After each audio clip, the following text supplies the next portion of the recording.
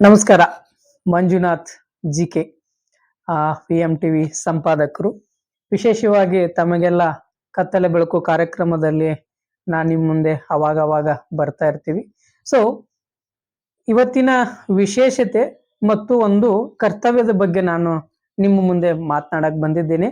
So ಇದೇ ತರನು ಆ ತರ ಪರಿಸ್ಥಿತಿ ಬಂದಾಗ ನಾನು ಮಾತನಾಡ್ತಾ ನಿಮ್ ಮುಂದೆ ಬರ್ತಾ ಇರ್ತೀನಿ. ಇವತ್ತಿನ ವಿಷಯ ಏನಪ್ಪಾ ಅಂದ್ರ, ಇಡೀ ನಮ್ಮ ಸಮಗ್ರ ಕರ್ನಾಟಕದಲ್ಲಿ ಬೆಳವಣಿಗೆ ಕಾಣ್ತಾ ಇರುವ ಎಷ್ಟು ಹಳ್ಳಿಗಳು ಹಿಂದುಳಿದಿದ್ದಾವೆ, ಮುಂದುವರಿತಾ ಇದ್ದಾವೆ, ಯಾಕೆ ಮುಂದುವರೆದಿಲ್ಲ, ಮುಂದುವರಿಸ್ಬೇಕಾದ್ರೆ ನಾವ್ ಏನ್ ಮಾಡ್ಬೇಕು, ತಪ್ಪುಗಳನ್ನ ನಾವ್ ಏನ್ ಮಾಡ್ತಾ ಇದೀವಿ ಅನ್ನೋದ್ರ ಕುರಿತು ನಾನ್ ನಿಮ್ ಹತ್ರ ಸಾಕ್ಷಿ ಆಧಾರದ ಸಮೇತವಾಗಿ ನಿಮ್ಮ ಮುಂದೆ ಬಂದಿದ್ದೇನೆ. ಸೊ ಇಷ್ಟೇ, ನಮ್ಮ ಸಮಗ್ರ ಕರ್ನಾಟಕದ ಗ್ರಾಮ ಪಂಚಾಯತಿ ಎಲ್ಲಿ ಬರುವ ಗ್ರಾಮ ಪಂಚಾಯತಿಗಳು ಅಂದ್ರೆ ಕರ್ನಾಟಕದ ವ್ಯಾಪ್ತಿಯಲ್ಲಿ ಬರುವ ಗ್ರಾಮ ಪಂಚಾಯತಿಗಳ ಕುಂದು ಕೊರತೆಗಳ ಬಗ್ಗೆ ನಾನು ನಿಮ್ಮ ಹತ್ರ ಮಾತಾಡಕ್ ಬಂದಿದ್ದೀರಿ.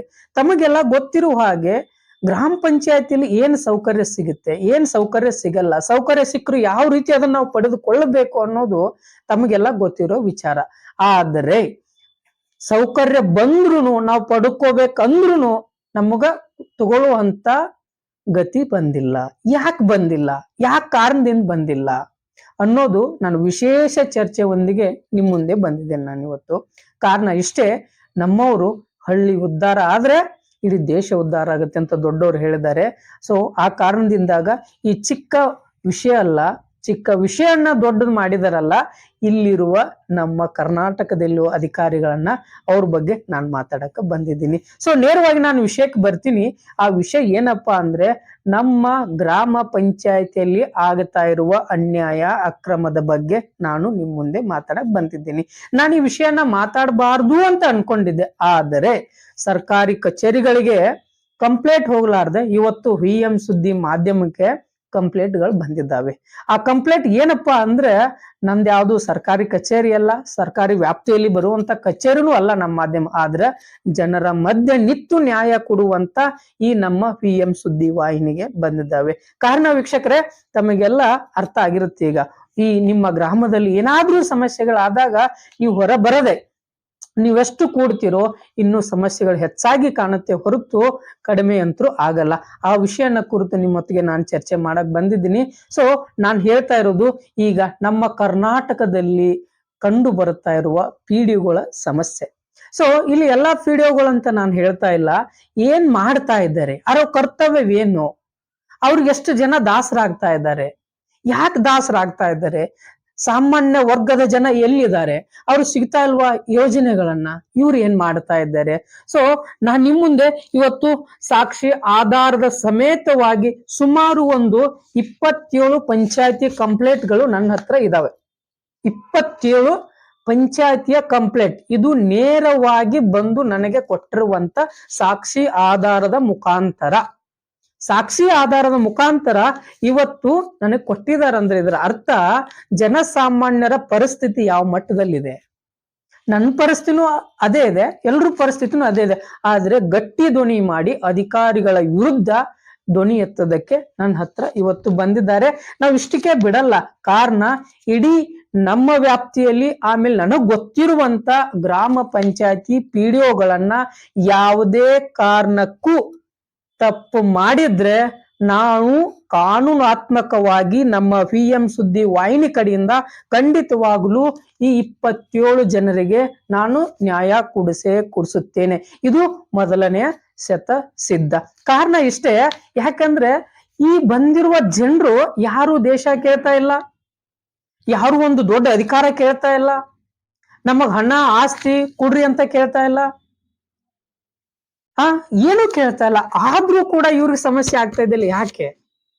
ಶ್ರೀ ಸ್ವಾಮಿ, ನೀವು ಸಮಸ್ಯೆ ಮಾಡೋರಿದ್ದರಿಗೆ ನಮ್ಮ ದೇಶದ ಭ್ರಷ್ಟಾಚಾರ ಇದಾರಲ್ಲ ಅವ್ರಿಗೆ ಸಮಸ್ಯೆಗಳನ್ನ ಮಾಡ್ರಿ. ಎಷ್ಟೆಷ್ಟೋ ಜನ ಕಂಪ್ನಿಗಳು ಇವತ್ತು ಆರೋಗ್ಯದಿಂದ ಹಾಳಾಯ್ತು, ಪರಿಸರ ಮಾಲಿನ್ಯ ಹಾಳು ಮಾಡ್ತಾ ಇದ್ದ ಅಂತ ಕಂಪ್ನಿಗಳಿಗೆ ಹೋಗಿ ನೇರವಾಗಿ ಆರೋಪಗಳನ್ನ ಮಾಡ್ರಿ, ಅಂತವ್ರಿಗೆ ನೀವು ಮೋಸ ಮಾಡ್ರಿ. ಇವತ್ತು ರೈತರಿಗೆ, ಬಡ ಕೂಲಿ ಕಾರ್ಮಿಕರಿಗೆ, ಇವತ್ತು ಸಾಮಾನ್ಯ ವರ್ಗದವ್ರಿಗೆ ಇವತ್ತು ನೀವು ಮೋಸ ಮಾಡ್ತಿದ್ರಲ್ಲ, ನಾಚಿಕೆ ಆಗಲ್ವಾ ನಿಮ್ಗೆ? ಇದನ್ನ ನಾಚಿಕೆ ಆಗಲ್ವಾ? ಬನ್ರಿ, ಇವತ್ತು ಸಾಕ್ಷಿ ಆಧಾರ ಸಮೇತ ನಾನು ನಿಮ್ಗೆ ತೋರಿಸ್ತಾ ಇದ್ದೀನಿ. ನಾನು ಇಷ್ಟಕ್ಕೆ ಬಿಡಲ್ಲ, ಖಂಡಿತವಾಗ್ಲೂ ನಾನು ಇದ್ರ ಜೊತೆಗೆ ಸೂಕ್ಷ್ಮವಾದ್ರು ತಡವಾದ್ರು ನಾನು ಇದಕ್ಕೆ ಪರಿಹಾರ ಕೊಟ್ಟೆ ಕೊಡಿಸ್ತೀನಿ. ವೀಕ್ಷಕರೇ, ತಮಗೆಲ್ಲ ನಾನು ಯಾಕೆ ಇಷ್ಟೊಂದು ಹೇಳ್ತಾ ಇದ್ದೀನಿ ಅಂದ್ರೆ, ನಿಮ್ಮಲ್ಲಿ ಏನಾದ್ರೂ ಸಮಸ್ಯೆ ಇದ್ದೇ ಇರುತ್ತೆ. ದಯವಿಟ್ಟು ಪಂಚಾಯತಿಗೆ ಹೋಗೋಕ್ಕಿಂತ ಮುಂಚೆ ನಿಮ್ಮಲ್ಲಿ ಏನಾದ್ರೂ ಸಮಸ್ಯೆಗಳು ಇದ್ರೂ ಕೂಡ ನೀವು ಅದನ್ನ ಸರಿಪಡಿಸ್ಕೊಂಡು ಹೋಗಿ ಅಧಿಕಾರಿ ಹತ್ರ ಕೇಳ್ಕೊಳ್ಳಿ. ನಿಮ್ಮಲ್ಲಿ ಎಲ್ಲ ಯಾವುದೂ ಸಮಸ್ಯೆ ಇಲ್ಲ ಅಂದ್ರೂ ಕೂಡ ನೀವು ಪಂಚಾಯತಿಯಲ್ಲಿ ಯಾರು ಮುಖ್ಯಸ್ಥರಿರ್ತಾರೋ, PDO ಇರ್ಲಿ, ಸಂಬಂಧಪಟ್ಟ ಅಧಿಕಾರಿಗಳು ಇರ್ಲಿ, ಅವ್ರನ್ನ ಪ್ರಜಾಪ್ರಭುತ್ವದಲ್ಲಿ ನಿಮಗೆ ಕೇಳುವ ಅಧಿಕಾರ ಇದೆ. ಸೊ ಆ ಅಧಿಕಾರವನ್ನ ನೀವು ಯಾವತ್ತು ನಿಜವಾಗ್ಲೂ ಚಲಾಯಿಸ್ತಿರೋ ಅವತ್ತಿಗೆ ನಿಮ್ಗ ಗ್ರಾಮ ಪಂಚಾಯತಿಯಿಂದ ಬರುವ ಯೋಜನೆಗಳು ಖಂಡಿತವಾಗ್ಲೂ ಸಿಗುತ್ತೆ.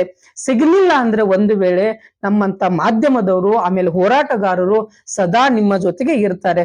ಸೊ ಇದೇ ರೀತಿಯಾಗಿ ನಾವು ಮುಂದುವರಿತಾ ಬಂದಾಗ, ಸೊ ತಮಗೆಲ್ಲ ಗೊತ್ತಿರೋ ಹಾಗೆ ನಾವು ಏನ್ ಅನ್ಕೊಂಡಿದ್ದೀವಿ, ಏನ್ ಮಾಡ್ತಾ ಇದ್ದೀವಿ, ಯಾಕೆ ಮಾಡ್ತಾ ಇಲ್ಲ ಅನ್ನೋದು ಬಹಳ ಮುಖ್ಯವಾಗಿ ಎದ್ದು ಕಾಣ್ತಾ ಇದೆ. ಎಕ್ಸಾಂಪಲ್ ನಾನು ಹೇಳ್ಬೇಕಂದ್ರೆ, ಒಂದು ಗ್ರಾಮ ಪಂಚಾಯತಿಯಿಂದ ಒಂದು ಯೋಜನೆ ಬಂದಿರುತ್ತೆ. ಏನು ಯೋಜನೆ ಬಂದಿರುತ್ತೆ? ಒಂದು ಸ್ಪ್ರಿಂಕ್ಲರ್ ಪೈಪ್ ಬಂದಿರುತ್ತೆ. ಅದನ್ನ ಯೋಜನೆಯನ್ನ ಕೊಟ್ಟರು, ಯೋಜನೆಯನ್ನ ನೀವು ಕೂಡ ಸರಿ ಮಾಡ್ಕೊಳ್ರಿ. ನನ್ನ ವಿಚಾರವನ್ನ ಯಾಕೆ ನಾನು ನಿಮ್ಗೆ ಇಷ್ಟೆಲ್ಲ ಹೇಳ್ತಾ ಇದ್ದೀನಿ ಅಂದ್ರೆ, ಯೋಜನೆಗಳನ್ನ ಪ್ರತಿಫಲ ನಮಗೆಲ್ಲ ಸಿಗ್ತಾ ಇರಬೇಕು. ದುರುಪಯೋಗ ಪಡಿಸ್ಕೊಳ್ಳಾರದೆ ನಾವು ಯಾವುದೇ ಒಂದು ಯೋಜನೆಯನ್ನ ನಿಜವಾಗ್ಲೂ ನಾವು ಅದನ್ನ ಅರ್ಥ ಮಾಡ್ಕೊಂಡು ಮುಂದುವರಿಸಿದರೆ ಖಂಡಿತವಾಗ್ಲೂ ನಾವು ಅದರಲ್ಲಿ ಒಳ್ಳೇದಾಗುತ್ತೆ.